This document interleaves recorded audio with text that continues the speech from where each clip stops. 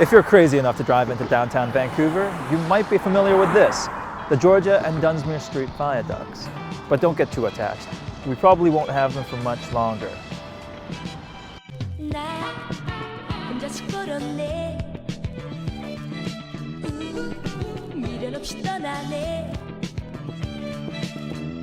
February 13th, 2018, the day before Valentine's Day, and Vancouver City Hall was voting on a breakup. A detailed proposal to tear down the Dunsmuir and Georgia viaducts, bring the traffic down to the ground, and fill the now empty heart of downtown with new buildings and a park. And I mean, it wasn't exactly a tough decision. This versus this, pretty much a no-brainer. So the plan and the breakup was approved. Now you might be asking, why are we getting rid of a couple perfectly fine roads? Well, it's a good question, and there are many answers, such as earthquake. Yes, earthquakes. The viaducts were built in the 1970s, a simpler time when we only had to worry about communism and nuclear bombs, but apparently not earthquakes, and thus the viaducts weren't built to handle these kinds of events. Now, Vancouver hasn't had a major earthquake since 1700, but it is in an area where earthquakes like to happen, and many predict that a strong tremor would make the viaducts collapse. But natural disasters aside, the viaducts are also widely regarded as a mistake, a project that was misguided from the beginning. Take a look at this road plan for Vancouver from 1962. You can see that the viaducts were really just a small piece of a much larger network of highways proposed for the city, and these sketches produced from that same plan showed just how dramatic of a change that would have been. It might seem like a pretty crazy idea today, but at the time, this was the future of cities. After the Second World War, cars were becoming very popular as people were buying cheaper homes far out in the suburbs. The response of many cities was to build highways and interchanges that would make it easier for more cars to get around faster. Many imagined a future where cars could move freely without ever getting stuck in traffic. And that seemed like a pretty good idea. But spoiler alert, Darth Vader is Luke's father, and all this highway infrastructure actually turned out to be kind of terrible. For starters, the viaducts weren't exactly pretty. The plans for these highways may have looked cool on paper or in a video paid for by General Motors, but on the ground they created really bland and desolate areas. Turns out designing places for car traffic results in pretty terrible spaces for people. But it wasn't just about looks. These viaducts also came with questionable intentions. While cities were getting excited about highways and automobiles, they were having another conversation, and this one was much darker.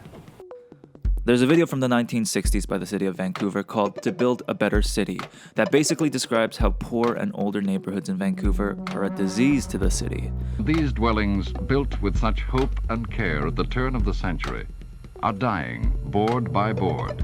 Most of Vancouver is kept strong and healthy through the normal process of land and building renewal.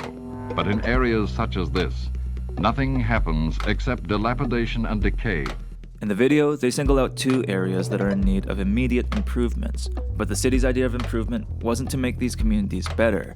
It was to erase them, to demolish the buildings, relocate the people, and just start over. Building highways in these areas became a perfect and convenient excuse to do just that. For the viaducts, that was the neighborhood of Hogan's Alley. It was a diverse community and a hub for African Canadians, being home to the African Methodist Church and Jimi Hendrix's grandmother. Yeah, fun fact. Not so fun fact, Hogan's Alley was demolished to make room for these viaducts, and today, that neighborhood is just gone. All those other freeways from the original plan would have done the exact same thing, but the communities in Strathcona, Mount Pleasant, Chinatown, Gastown, and the waterfront. Yeah, that didn't turn out to be a popular idea, and after many protests, the rest of the freeway plan was more or less abandoned. And that brings me to my final point. Because the rest of the freeways in the plan were never constructed, the viaducts today are kind of a half-finished project. They're basically a highway that runs for about 1 kilometer, so they're not very useful. In fact, a report to the city found that even during rush hour, the viaducts were only being used to half of their design capacity.